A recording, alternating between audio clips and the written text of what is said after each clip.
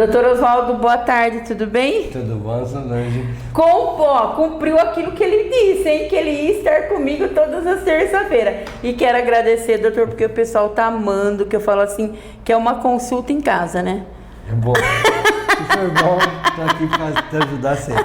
Você sabe, e além de estar toda terça-feira, pontual, hein? Pontual, não atrasa. Doutor, hoje nós vamos falar o que é cirrose hepática, doutor. Sim. Bom, primeiro eu queria agradecer muito essa oportunidade que a gente está tendo, porque esse é um tema muito da moda. Da moda, A gente tem falado muito a respeito de doenças hepáticas, doenças do fígado. Então, quando eu falo hepatos quer dizer fígado. Então, só para a gente, assim, trocar em miúdos, vai? É doenças do fígado. A cirrose é uma delas, tá? O que quer dizer cirrus? Quer dizer duro. Então, cirrose hepática hepatos quer dizer fígado, cirrus quer dizer duro ou fígado duro, entendeu? Então tudo que leva à transformação daquela célula que é a nossa, vamos dizer, que chama hepatócito, que é a célula funcionante do fígado, quando ela sofre, vamos dizer, a destruição dessa célula por vários mecanismos, o mais frequente é o álcool, mas nós transformamos aquela célula numa cicatriz, e a cicatriz é a mesma cicatriz que nós temos na pele. Então transforma um tecido viável num tecido cicatricial que é duro. E por ser duro chama cirrose. Então toda vez que nós temos a agressão no fígado que leva à destruição da célula chamada hepatócito, transformando ela em fibrose, que é a cicatriz, isso é um processo de cirrose. Trocando, vamos dizer, rapidamente falando. Hoje, essa doença é uma doença muito frequente e ela está não só vinculada ao álcool. Eu falei do álcool, que é vamos dizer, a fonte de maior agressão que nós temos para o fígado, mas ela está muito vinculada hoje com uma síndrome chamada metabólica. A síndrome metabólica, ela pega são cinco, vamos dizer, questões. Aumento do colesterol, o aumento dos triglicerídeos, a hipertensão arterial, a diabetes mellitus do tipo 2, e a esteatose hepática. Como eu vou falar em esteatose hepática também, que são chamados que a gente chama hoje de esteatohepatite alcoólica e esteatohepatite não alcoólica, isso acontece nos indivíduos que estão acima do peso. Então, as pessoas que estão com uma circunferência abdominal com um pouquinho mais de gordura, isso com certeza está com o fígado gorduroso. Então, toda vez que a gente tem uma gordura visceral dentro do organismo, essa gordura visceral, que pode ser tão prejudicial ao coração, que eu já falei da síndrome metabólica, nós também temos um comprometimento do fígado gravíssimo, que é a esteatohepatite ou a esteatose hepática, que é o fígado gorduroso, que isso invariavelmente, vamos dizer, numa questão de anos, vamos dizer, invariavelmente vai para a cirrose. Então, os indivíduos que também têm esteatose hepática, tanto alcoólica e não alcoólica, vão para a cirrose. E quem são esses indivíduos? Os obesos, os são diabéticos, aqueles que comem exageradamente, os que tomam alguns medicamentos que são hepatotóxicos, os que têm algumas síndromes metabólicas. Eu vou citar algumas aqui, são as doenças, vamos dizer, que são de conjugação, transporte e excreção do fígado. Eu vou só citar nomes, tá? Só citar. Síndrome de Gilbert, Crigler-Najjar do tipo 1 e 2, peliose hepática, síndrome de Durbin-Johnson, Rotor, são todas doenças que ocorrem, que nós temos na conjugação de algumas enzimas dentro do fígado. Isso também leva um dia à cirrose. Então, o fígado é uma grande usina do nosso corpo. É o responsável para tirar as impurezas através do sistema retículo endotelial, através dos sinusoides. Ele é importantíssimo na conjugação da bilirrubina, que é aquela cor amarela que às vezes as pessoas têm quando tem hepatite, quando tem alguma doença vinculada com um tumor ou mesmo com pedra na vesícula, a gente fica amarelo.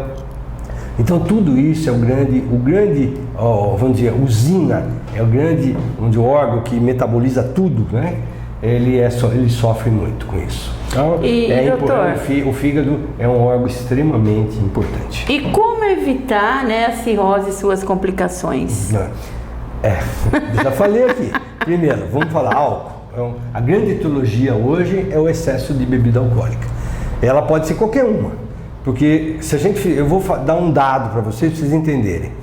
Quem toma 120 gramas de álcool puro por dia, equivalente a 6 latinhas de cerveja ou meia garrafa de pinga, e tem gente que toma isso diariamente, ou aqueles que tomam isso por um período grande e não tem, vamos dizer, todos os dias, mas vamos dizer, em torno de 3 a 6 latinhas de cerveja, em 6 anos vai ter pancreatite crônica e em 10 anos tem cirrose. Então isso aí, estatisticamente, a gente sabe até fazer o cálculo para isso. Então, como evitar as doenças do fígado? O primeiro é não beber. Ou, se beber, ter um tempo de latência entre a última ingestão de álcool para a próxima. Teria que ser em torno de 7 a 8 dias, sem beber. Então, aquele que bebe bastante, se ele ficar em torno de 7 a 8 dias, a gente pode até ter um pouco de regeneração. Isso não quer dizer que não vai, o efeito é cumulativo. Num período grande, a maior parte das pessoas que vão ter cirrose um dia, por etiologia do álcool, são jovens. São aqueles que começam a beber com 15, vai até os 25, 30 anos, bebendo muito. Porque jovem também bebe pesado. E esses indivíduos que bebem bastante, em torno dos 15 aos 25, aos 30, aos 35 anos, que aí é a época que você mais trabalha, sim, é a sua sim. atividade maior, sim. Aí você está fazendo a poupança para um dia ter cirrose com 40, com 50 anos. E isso é uma doença o quê? Crônica, quer dizer, é uma doença que não tem cura, ela é progressiva e ela é irreversível. Quer dizer, mesmo você parando de beber, ela continua o progresso da doença. E como que eu vou identificar essa doença? O mais importante aqui, que a gente está falando de dicas, é não beber. Não beber. Ponto. Essas baladas que a gente tem, esses esquenta, né? Isso é muito grave. A segunda coisa é algumas drogas que você pode usar. Tem algumas drogas hepatotóxicas. São várias, desde antibióticos. Exemplo. Antibióticos, alguns antihipertensivos, algumas drogas que a gente usa como essas bombas aí para ficar forte, então também são hepatotóxicas. E isso com uso crônico, quer dizer, prolongado, pode levar a doença do fígado e levar a doenças mais graves hepáticas. O que seria o uso prolongado? Anos, né? Meses, porque tem gente que toma mesmo, né? Vive tomando essas medicações. Quem toma antihipertensivo toma pela vida toda. Quem toma algumas vezes antibiótico pode ser dose dependente. Você toma, você passa mal e toma. Vou dar um exemplo que tem. Tem gente que tem tuberculose e tem um medicamento que chama rifampicina. A rifampicina a gente usa tanto para tuberculose como também para prevenir algumas doenças como a AIDS. Você teve contato com a AIDS, você toma rifampicina para não ter o desenvolvimento da doença. Você pode ter doença do fígado, mas ela é dose dependente. Você tomou, dá a doença e volta. Você pode tomar, ela regride. Então, bebidas alcoólicas, que é o mais frequente. Ingestão abusiva de alimentos, como gorduras, que leva a esteatose hepática. Gorduras, farináceos, né, açúcares em geral. Engordou a barriga, tá com gordura no fígado. Isso é muito grave. E isso não é só grave para o fígado, é grave também para o coração, em decorrência da síndrome metabólica. Tá? Então, que é um outro tema muito importante que a gente tem visto muito isso.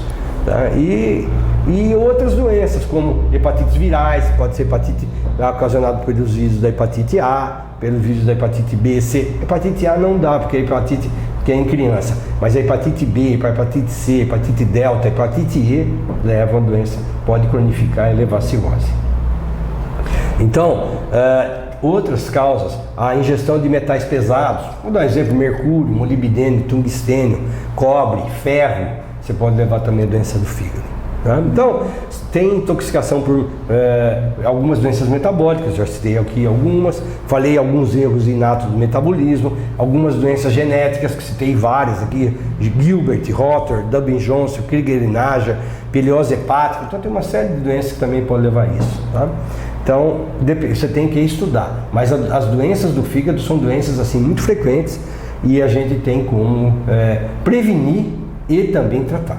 E doutor, e quais seriam os sinais e sintomas, né? Que a pessoa que está nos assistindo fala assim, nossa, será que eu estou começando com isso? Quais sinais seriam? Tem vários, vamos dizer, mas eu vou falar os mais frequentes. Os mais frequentes relacionados com doenças do fígado é a icterícia, os olhos amarelos, que parece que é um canarinho. O cocô branco, que a gente chama de hipocoria fecal, e a colúria, é quando você faz xixi parecendo cor de Coca-Cola. E são sintomas, é uma tríade clássica da colestase.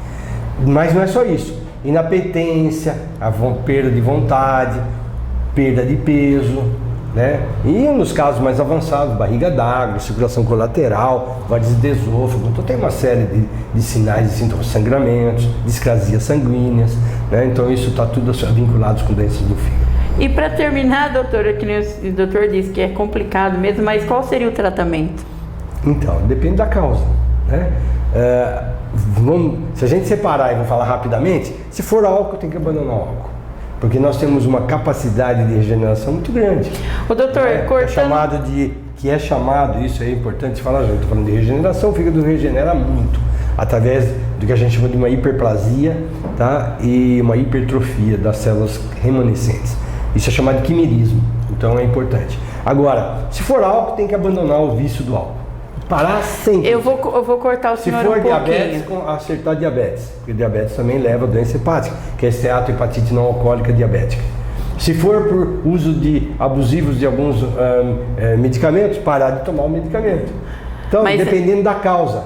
Mas que nem, né, cortando o senhor, que a turma quer morrer quando eu corto ele, né? Mas só uma observação, o meu pai ele faleceu, mas quando ele esteve no médico, o médico falou assim...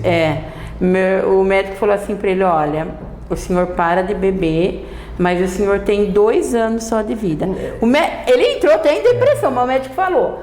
Mas assim, ele parou, mas não adiantou, doutor. Sim, porque estava crônica, irreversível e progressiva. É que o estádio da doença... Eu vou só dar eu vou só falar outra vez em trocar em miúdos. Durante a nossa vida toda, dos 100% que nós temos de função do fígado, a gente só vai usar 20% naqueles que não teve agressão no fígado. 80% é reserva. Então, quando consome aqueles 20% que é o normalmente a gente está, e mais os 80% que é a nossa reserva, o fígado está muito doente. Uma das características piores que nós vemos nas doenças do fígado, quando começa a aparecer barriga d'água.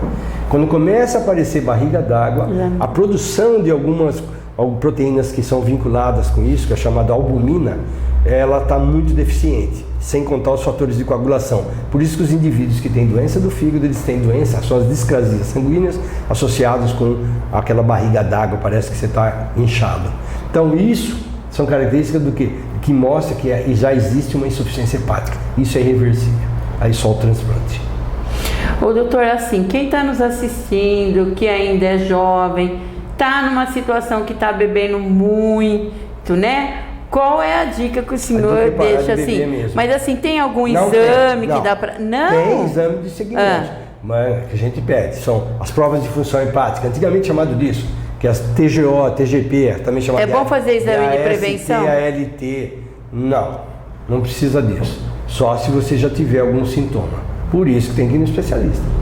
Se está bebendo demais, porque normalmente os indivíduos que bebem muito, eles têm o quê? Náuseas, vômitos, ossos, pifão, ou ficar bêbados, né?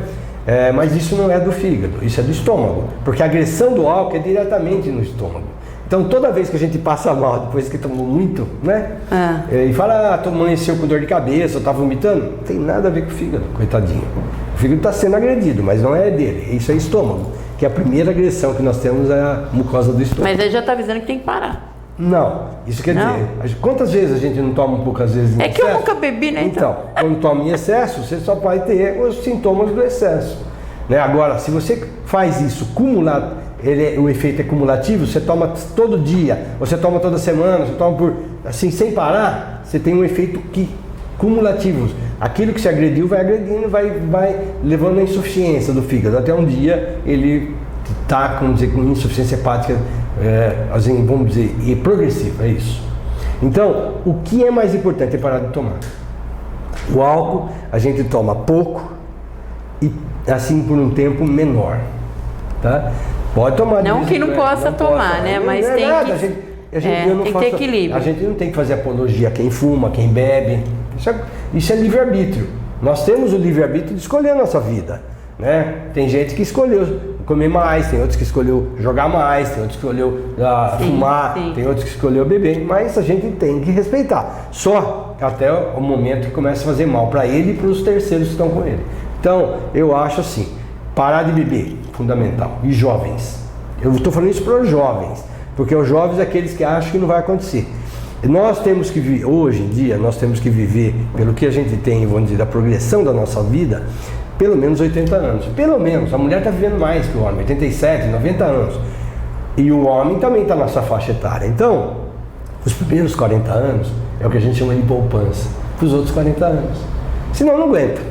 Vai ter doenças graves, crônicas, degenerativas, progressivas e irreversíveis até a morte. Então, Então, é isso. A dica que eu dou: quem bebe demais, para de beber. Quem come muito doce, para de comer, que são os diabéticos.